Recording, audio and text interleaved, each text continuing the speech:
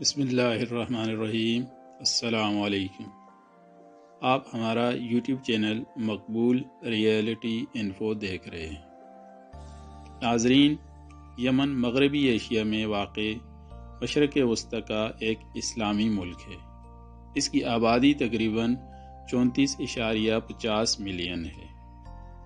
یمن میں 99% لوگ مسلمان ہیں، جن میں 65% سنی اور 35% شیعہ رہتے ہیں۔ یہ عرب ممالک میں ایک آزاد اور خود مختار ملک کی حیثیت رکھتا ہے۔ 1988 میں یمن 2 حصوں میں تقسیم۔ پہلا حصہ پیپل ڈیموکریٹک ریپبلک تھا، اس کا دارالخلافہ ایڈن تھا اور سوویت یونین کے اتحادی ممالک میں سے ایک تھا، جبکہ دوسرا حصہ شمال میں عرب ریپبلک آف یمن تھا۔ اس کا کیپٹل صنعاء تھا۔ یہاں پر اسلامی مملکت قائم تھی۔ 1988 میں سوویت یونین کے ٹوٹنے پر یمن کے اس حصے پر سے سوویت یونین نے اپنا اتحاد ختم کر لیا اور علی عبداللہ صالح پورے یمن کے متفقہ صدر نامزد ہوئے۔ گلف وار کے شروع ہونے پر امریکہ کے عراق پر حملے کی بھرپور مخالفت کرنے پر عرب ممالک اور یورپی ممالک نے یمن کی امداد بند کر دی تھی، جس کے نتیجے میں 2011 میں یمن میں خانہ جنگی شروع ہو گئی۔ اس خانہ جنگی کی اصل وجہ یمنی صدر اور آرمی چیف کی آپس کی لڑائی تھی۔ یمنی صدر علی عبداللہ صالح اپنے بیٹے کو آرمی چیف لگانا چاہتے تھے، جبکہ آرمی چیف اس فیصلے کے خلاف تھے۔ عبد المالک الحوثی، جو کہ حوثیوں کا سربراہ تھا، ان کی کوشش تھی کہ صدر یا وزیر اعظم حوثیوں میں سے منتخب ہو۔ ان کی آپس کی جنگ کا فائدہ مختلف دہشت گرد تنظیموں نے لیا اور فسادات شروع ہو گئے، جن میں القاعدہ بھی یمن میں اپنے قدم جما چکی تھی۔ اب یمن 2 حصوں میں تقسیم تھا۔ ایک طرف حوثی باغی اور شیعہ لوگوں کا قبضہ تھا، جن کو ایران کی حمایت حاصل تھی، جبکہ شمالی یمن میں سنی مسلمانوں کا قبضہ تھا، جن کو سعودی عرب کی حمایت حاصل تھی۔ ان حالات کو قابو کرنے کے لیے علی عبداللہ صالح نے سعودی ولی عہد سے مدد طلب کی۔ حوثیوں نے یمن میں ایران کی مدد سے شیعہ برادری والے علاقوں کو فتح کر لیا۔ سعودیہ کی مداخلت کے باوجود حالات کنٹرول سے باہر تھے، جس پر سعودی عرب نے صالح کو استعفیٰ دینے پر مجبور کیا، لیکن حالات بہتر ہونے پر صالح نے دوبارہ استعفیٰ سے انکار کر دیا، جس پر دوبارہ فسادات شروع ہو گئے۔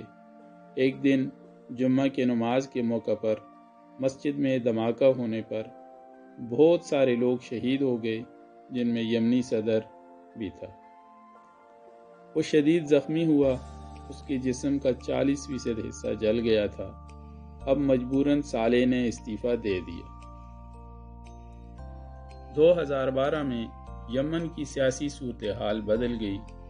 منصور ہادی یمن کے نئے صدر منتخب ہوئے، لیکن حالات کنٹرول سے باہر تھے، کیونکہ جنوبی یمن میں القاعدہ جبکہ شمالی یمن میں حوثی بہت مضبوط ہو چکے تھے۔ اب ایران اور سعودیہ کی پراکسی وار شروع ہو گئی۔ شمالی یمن کو سعودی عرب سمیت امریکہ اور برطانیہ کی مکمل حمایت حاصل تھی۔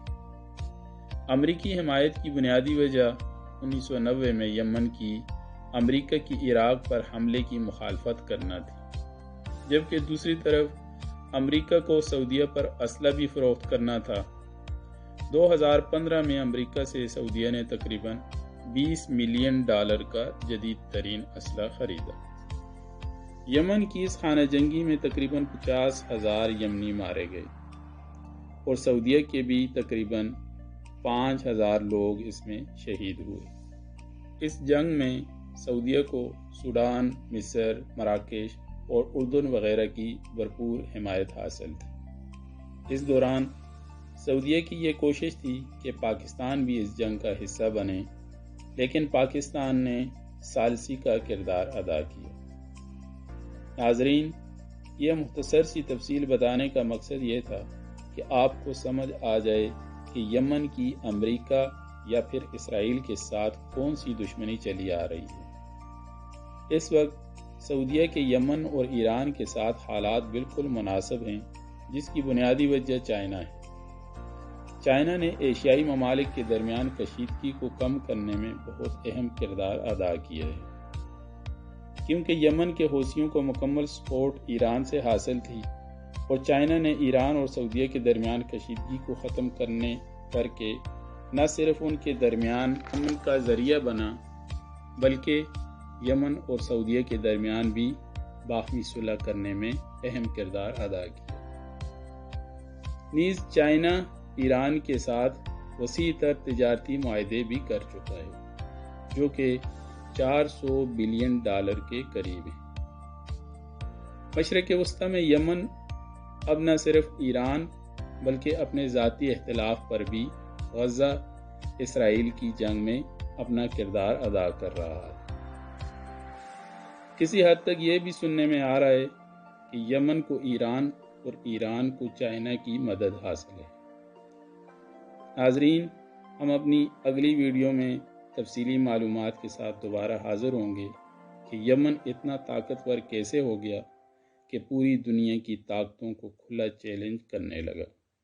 اس کے ساتھ ہی ہمیں اگلی ویڈیو تک کے لیے اجازت دیجیے۔ اللہ نگہبان۔ چینل کو سبسکرائب کریں، لائک کریں۔